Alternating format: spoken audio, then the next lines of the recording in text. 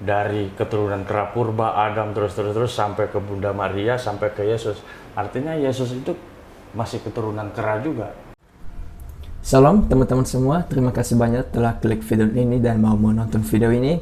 Dan setelah sekian lama saya tidak pernah upload sebuah video dan bahas-bahas tentang orang-orang yang telah mualaf, maka pada kesempatan ini saya akan mau membahas sebuah video di mana ada seseorang menyampaikan ketika dia diwawancara di sebuah channel YouTube, dia menyampaikan alasannya kenapa dia meninggalkan Kristen. Untuk lebih lanjutnya, mari kita tonton video berikut ini. Iya, ayah saya orang Sulawesi Utara, ibu saya orang Sulawesi Tengah, Poso. Ya. Tapi saya dibesarkan di Sulawesi Tengah, di Poso ya. Jadi kalau Poso sendiri itu boleh dikatakan hampir mayoritas saudara-saudara kita Kristiani. Gitu. Nah, saya dibesarkan juga di tengah keluarga Kristen. Gitu. Nah, kira-kira itu sih. Kristennya Katolik atau lebih ke? Saya dulu dari Gereja Bethel Indonesia, GBI. Gitu. Nah, itu mungkin. Oke. Nah, Abang Ariesto ini nama yang udah diubah atau tetap apa yang dulu sama gitu, Bang?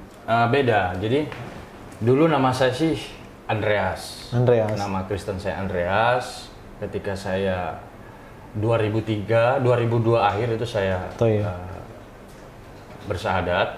Kemudian nama saya itu saya rubah dari Andreas itu saya rubah menjadi Andi Aries gitu. Aries itu saya ambil dari seorang nama yang memperjuangkan ajaran Yesus. Kemudian ketika itu dia mati terbunuh.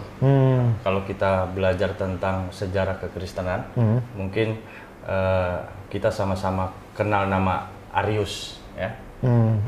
Kira-kira itu. Baik.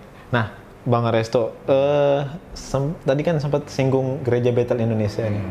Pada saat itu, Bang Ariesto dan keluarga seberapa aktif pada saat itu di Gereja Bethel Indonesia?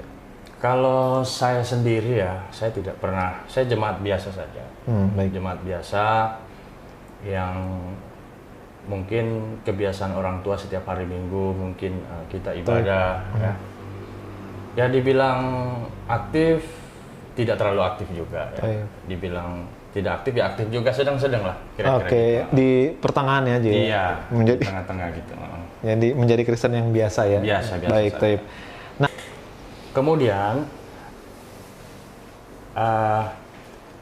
dari situ saya mulai membanding-bandingkan dua agama saya yang lama dengan agama Islam. Nah, saya waktu sekolah itu kan senang dengan pelajaran sejarah, dengan pelajaran sejarah.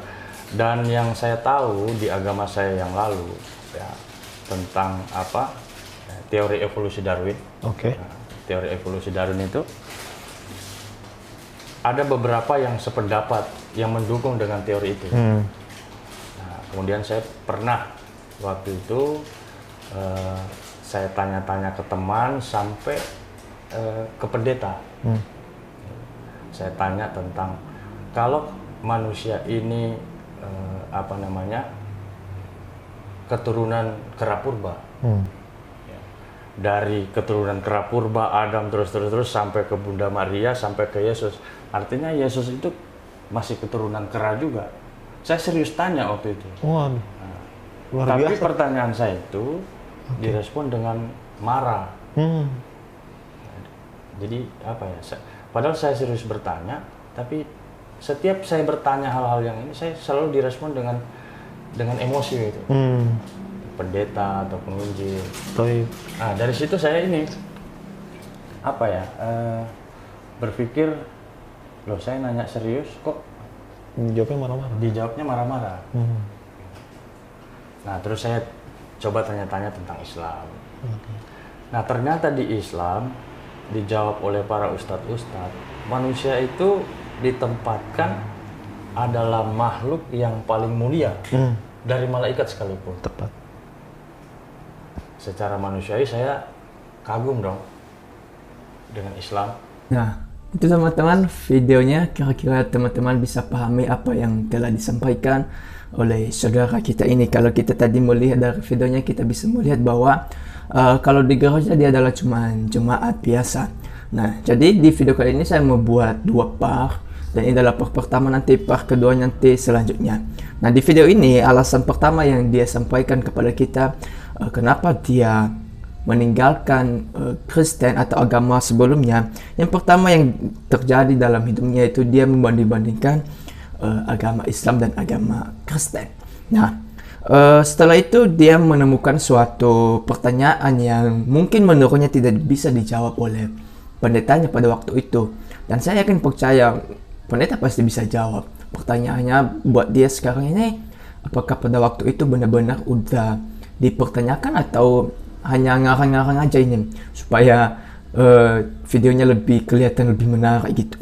Nah, di sini dia menyatakan, yang ditanyakan di sini adalah tentang evolusi Darwin yang menyatakan bahwa manusia itu berasal dari kera. Nah, sehingga sampai-sampai dia membuat suatu statement mengatakan bahwa jangan-jangan juga Yesus adalah suatu keturunan dari kera. Nah, dia mengatakan tadi bahwa ketika dia menanyakan hal ini kepada pendetanya, malah pendetanya emosi, malahan pendetanya marah kepadanya, dan dia nggak terima dengan hal itu. Dan saya sekali lagi mengatakan, saya nggak percaya bahwa pendetanya marah, pendetanya emosi, atau bahkan pendetanya tidak bisa menjawab pertanyaannya ini. Nah, bahkan dengan hal tersebut yang dia alaminya oleh saudari kita ini, atau saudara kita ini, dia setelah dia membanding-bandingkan dengan agamanya sekarang ini, dia mengatakan bahwa manusia itu sebagai makhluk di agamanya sekarang ini dikatakan bahwa manusia itu ditempatkan sebagai makhluk yang sangat mulia. Lalu di Kristen dikatakan seperti apa? Pertanyaan saya tadi dari awal, dan yang saya sampaikan juga dari awal tadi, kita lihat bahwa ini hanya jemaat biasa, dan kalau kita melihat jemaat biasa saja, saya meragukan hubungannya dengan Tuhan seperti apa juga.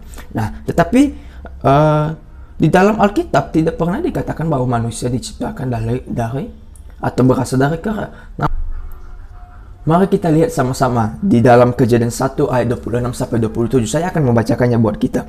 Demikian, berfirman Allah, baiklah kita menjadikan manusia menurut gambar dan rupa kita, supaya mereka berkuasa atas ikan-ikan di laut, burung-burung di udara, dan atas ternak, dan atas seluruh bumi, dan atas segala binatang melata yang merayap di bumi. Maka Allah menciptakan manusia itu menurut gambarnya, menurut gambar Allah diciptakannya dia, laki-laki dan perempuan diciptakannya mereka. Nah, kita bisa melihat di sini bahwa manusia itu bukan dari keturunan kera, tetapi di sini Allah menciptakan manusia menurut gambar dan rupa Allah sendiri. Nah, pertanyaan saya buat saudara kita ini, jangan-jangan kitab Kejadian aja belum pernah dibaca. Ini ada loh di Kejadian pasal 1. Kejadian pasal 1 ini ayat 26. Jangan-jangan pasal 1 aja belum dibaca. Jadi teman-teman, saya harap dan saya percaya bahwa ketika kita terus membaca firman Tuhan, maka itulah yang akan terus menguatkan iman kita di dalam Yesus Kristus. Jangan jadi orang yang hanya membaca Alkitab dari sampulnya saja. Jangan hanya baca kalimat atau kata Alkitab, tetapi isinya tidak pernah dibuka dan tidak pernah dibaca. Oke, part 2-nya silakan ditunggu. Terima kasih. Salam.